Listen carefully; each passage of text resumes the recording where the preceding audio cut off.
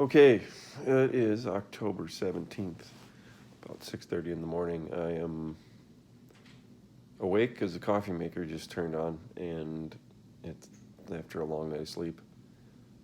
I actually pulled off a full night of sleep last night, which is good because the last 2 nights before this, I think I maybe got 3 or 4 hours each night. So sleep has been one of my biggest challenges in the last couple weeks, just as part of recovery. And I think living in a hospital is probably also tough for me. The air is dry and filtered, heavily filtered, and they have to roll me every 3 hours or 3.5 hours, I think it is. So they basically come in and they flip the lights on and they have to spin me to a side, basically to keep me from getting bed sores. And that's enough to disrupt your sleep, and then you're up and your mind starts running. So for me, the mind is on, and as everybody probably knows, a busy mind can be a difficult one to calm when you can't get up and do anything about it. So, that and a little bit of sinus trouble will keep somebody awake. So last night, getting a full night of sleep is pretty awesome. It's Wednesday. Today I've got an ultrasound. Sounds pretty routine. They're just ultrasound my thyroid as part of a check. I think they saw something in my CT scan. They just want to verify that it was a benign calcium deposit or something like that. So, yeah. The doctor didn't sound alarmed about it, but they are doing their due diligence kind of thing. So,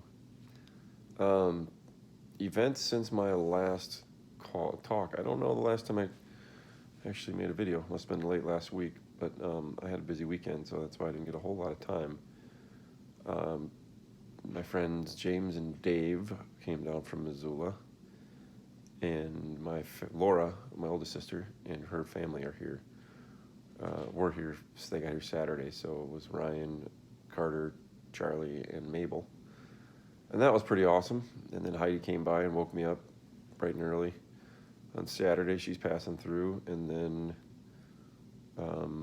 my friend Tennille came by again, stopped on her way, passing through Denver. So I had a pretty big group of people. And of course, my Denver contingent, Brandon and his kids, and my dog and his dog, came by and just hung out. We had a grill out on Saturday, watched the Badgers. Badgers lose a heartbreaker to Michigan. Ann Arbor is still a whore, but they played a good game. So they have a good football team this year, which is good. But if anybody from Wisconsin is watching this, make sure you stop down into the locker room and shake those guys a little bit. This is supposed to be the year where they make us all proud. Let's see. Heard the Brewers won, so in other Wisconsin news, hearing the Brewers win, that was kind of cool. We can't get it on TV. FS1 is covering the game, and I don't have that in my hospital television. If I could figure out how to make the hospital television work too, that'd be pretty impressive, pretty amazing. But it's it's way more complicated than it needs to be. There's my dad this morning coming in to make me a cup of coffee and some toast. And then we are going to get on with the day. Let's see, over the weekend it snowed. Denver had a first snowfall. It was a pretty cold snap. It got down into the 20s. Had a good 6 inches of snow on the ground in some spots, and went out and put the powered wheelchair through the paces. I think there's a video out there. You probably got to see. If you haven't already, check it out. It was pretty fun, trying to whip donuts in the wheelchair.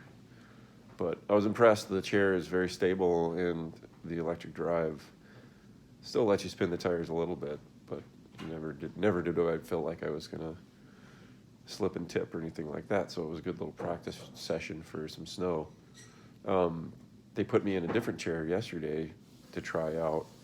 So what they do is they basically give you a primary chair, which is just something to get you going so you can get to classes and start your recovery quickly. So they gave me a mid-wheel drive. So there's mid-wheel, front-wheel, and rear-wheel drive. If you look at power wheelchairs, they're all really complicated. And very expensive, of course, too. But the mid wheel turns a little better, but it's got 6 wheels, so it's got 2 sets of casters and 2 center wheels to drive. That's what I was out in the snow with. So if you watch, probably going forth, I will be in a front wheel drive chair, which has a, just like it says, front wheel drive. And it's a little more capable off-road. It's a little more capable outside. It basically goes up and climbs curbs. It can climb a 2-inch curb or a bump without any trouble, and it's a lot more stable because the rear wheels are further back. So you're not kind of rocking on that center wheel drive, because going over a bump in the center wheel drive, I found it kind of gives me that whiplash effect where once you get up it, then it kind of flies forward and then flies back. So we're going to give that a shot. Laura and her kids are still here, and they will be here, I think, until Saturday morning. And then I am Saturday going for a hot air balloon ride with my dad, which is pretty neat because I've never done that before. But it's pretty early, so we got to get up at 6 and get down to the bus at 6, which means it's really early for us because the nursing staff doesn't really get going until 7, usually, with getting people ready for the morning. So it'll be spectacular. Nice sunrise, I'm sure, too. And then back in the afternoon to chill and take a nap. But the days are full. I just wanted to make sure I took some time and said hello. I gave a shout out and some thanks for all the people who have been sending me stuff and sending me text messages, and also just general sending me prayers. So let's see, most recently I think Nick Weisseipel sent me a letter. I want to say thanks to him. I put the shirt on yesterday. I actually got the shirt on by myself. I can get it on over my head, and it kind of gets caught on the C-collar, but that's only a temporary thing too. So that was a good shirt. I was able, nice and stretchy. That's the right size, Nick. So thanks. I've been working on putting shirts on by myself. Last week we tried having me pull on my shorts and pants, and that's going to be still a little bit of a ways off. There's a lot of balance and strength I have to work up to get that, and then not having the use of my fingers to pinch things can make it challenging. So there's a lot of kind of grabbing it between my 2 hands and pulling, but it's technique. And you watch people, they do it all the time that are in my condition. So that's what they're working towards here. They actually, their strategy is basically to assume that you're not going to get any more functionality and work with what they have to make you independent. So to get you out into the world and living at home or things like that. So it's all the little things like getting out of a hospital bed, because if I'm not in a hospital bed, then I can swing my arms and roll onto my side and sit upright. So yeah, it's a lot still, drinking from the fire hose, as I say. We go to class and they talk about things like bladder management programs and home care and showering yourself and getting on an airplane, and it all seems daunting, but there places like this exist to teach you to do this, and there are millions of people that are living with my condition in the world, so it can be done and will be done. Excuse me, I'm getting a little misty. I think my allergies are acting up. Let's see. Ben Smith, thanks for the letter and the magazines. Really classic. I couldn't believe that you still had those around, and that there are definitely, the style back in 1984 was way different than it is now. That's a plus. But still, thank you. Made me laugh. And you're right.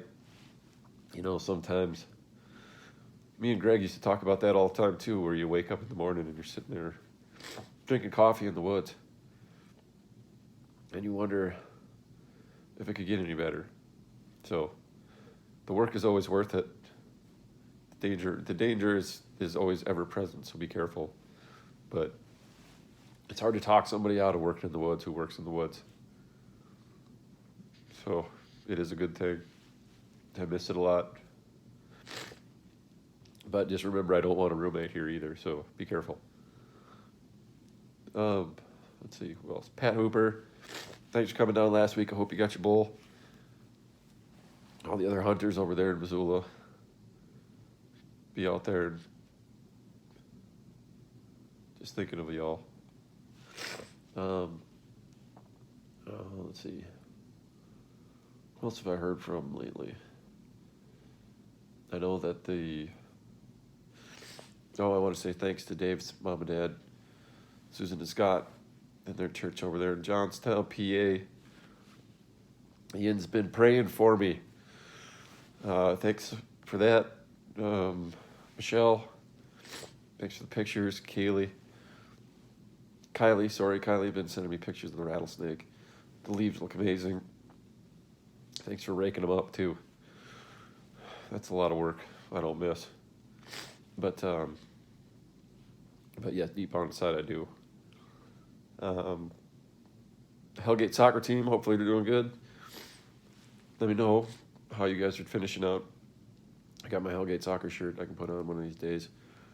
And then hockey teams that are out there getting ready for the season. I didn't think I was going to be this emotional this morning, so I'm going to take a little break. I'm going to drink some coffee, and I will finish up this afternoon.